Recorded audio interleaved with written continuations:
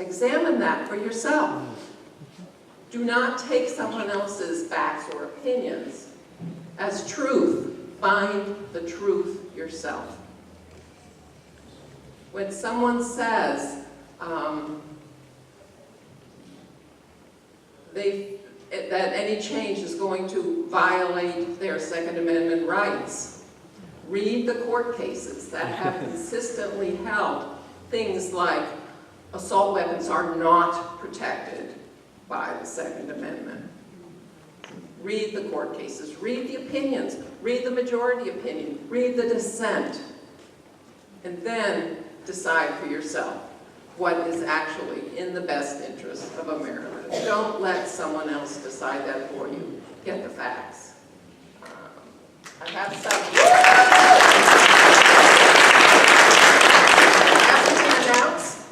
Place you can begin. If anyone would like a copy of that, you can see me afterwards. I thank you all for being here, and I hope everyone will, when they leave here, will do one thing every day,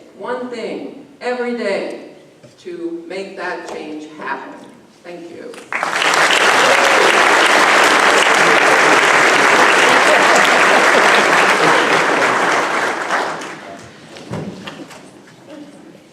Look at your hands, everyone. Are they ready for clapping? The next speaker is Darrell Lerner, a rabbi of Congregation Bethel.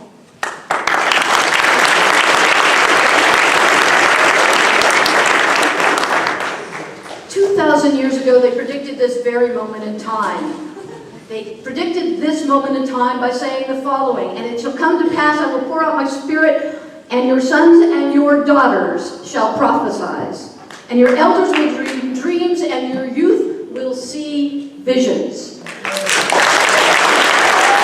It is not enough to see your vision.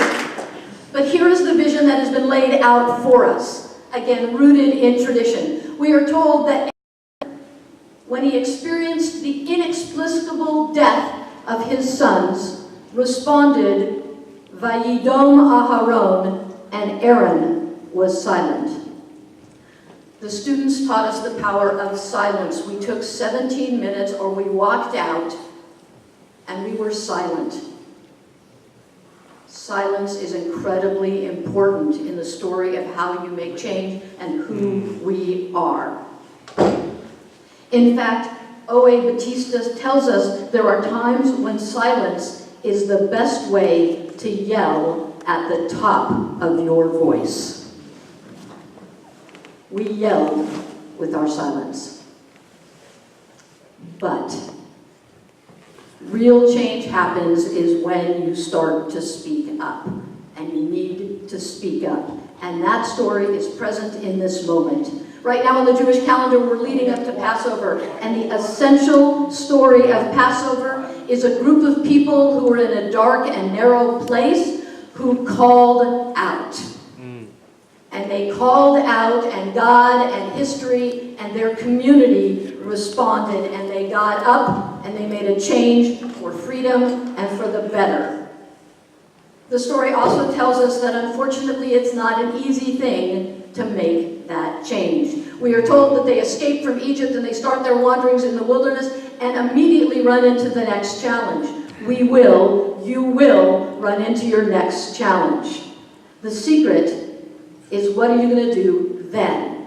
Our tradition has a character by the name of Nachshon, who's standing at the water that is the next challenge, looking behind him at the army coming behind him and trying to figure out how to go forward, and there's a giant body of water. He has to figure out what to do.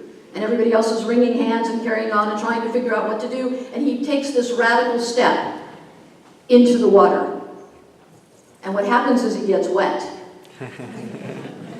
Big surprise. And he takes another step, and he continues to get wet. But then there is that moment just when it seems impossible. And this is the moment you have to be prepared for. Is it seems impossible, but you step in, and then our tradition, my tradition, says the water's parted. You have to lean in, and you have all done a brilliant, amazing, powerful job of heading in that direction. We are leaning in. We are making the move for change. Our tradition reminds us that we cannot stand idly by the blood of our neighbors. You have not stood by idly by the blood of your neighbors, your friends, your children. This should not even be a question. And later we're taught that what does it mean to not just stand idly by? It's not just to stand and come to events like today, which is important and powerful and encouraging, but that you actually actively have to step out, go out, and do. The stages a mere 2,000 years ago, as opposed to 2,500 years ago, said that it's for the health and safety of your neighbors, you have to actively pursue change. Go and do the work.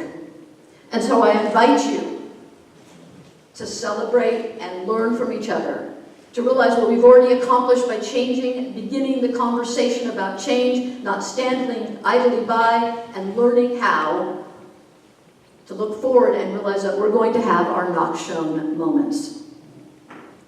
Those are great beginnings, but to be prepared and continue the work going forward. Meet your neighbors so when you see them again, you're there and supporting each other. Learn the names, share the information, get facts, tell stories, approach the system. But in the meantime, I'm going to return one more time. You shall see visions, but that's the first step. The other step is to learn, and now you're going to get the audience participation part. Practice saying the following name with me. Nachshon. Nachshon. Learn to be a Nachshon, because this is an important moment, but there's going to be more. Get ready to put your foot in the water and get wet. But you will be joined by others. And God willing, once again, God willing, history and your good work, the waters will part and we will make a change.